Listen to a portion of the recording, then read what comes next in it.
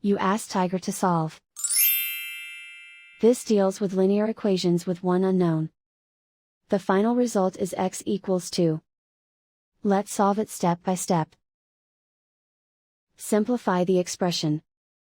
Expand the parentheses. Multiply the coefficients.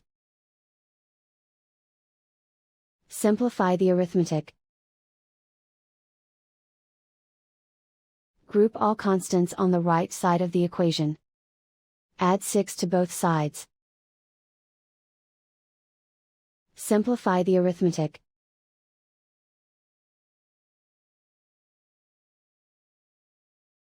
Isolate the x. Divide both sides by 4.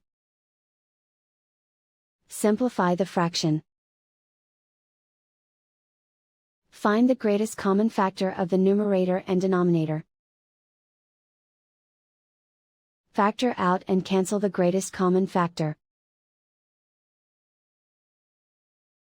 And so the final result is x equals 2.